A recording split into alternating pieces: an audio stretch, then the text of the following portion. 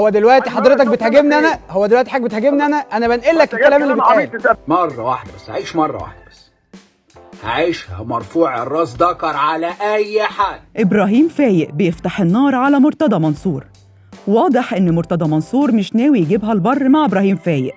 فاكرين زمان لما دخل معاه مداخلة تلفزيونية وقال له بقول لك إيه يلا أنت باين عليك عبيط، وقام قافل السكة في وشه. بقول لك ايه، انا تمام عليك عبيط، مع السلامه.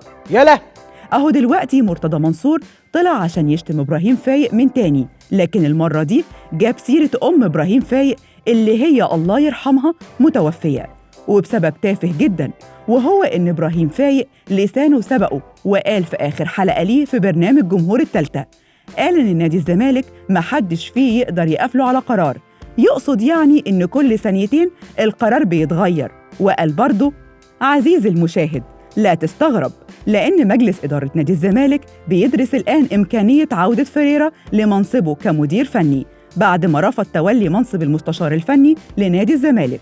وطبعاً إبراهيم فايق قال كده علشان عارف إن الزمالك عايز يتهرب من الشرط الجزائي لفريرة. أما مرتضى منصور طلع وهز إبراهيم فايق وجاب سيرة والدته، وده الأمر اللي ما استحملوش إبراهيم فايق، وطلع وعمل فيديو 3 دقايق علشان يرد فيه على مرتضى. انت جعجاع وأونطجي وما تعرفش تعمل حاجة، وده آخرك. وقال له باختصار إنه مش باقي على حاجة، وإنه مش هيعيش في الدنيا دي إلا مرة واحدة فيعيشها دكر، وأمي دي جزمتها برقبتك أنت وأمثالك يا حشرة. يا أخي ده الواحد حتى قرفان يقول اسمك يا سوابق يا سباب يا لعان. انتوا بقى قولوا لنا ايه رأيكم، هل فعلا اللي عمله إبراهيم فايق ده صح؟ لأن مرتضى منصور خرج عن السيطرة والموضوع زاد عن حده، ولا كان لازم إبراهيم فايق يسكت وما يجيبش المشاكل لنفسه؟ قولوا لنا رأيكم.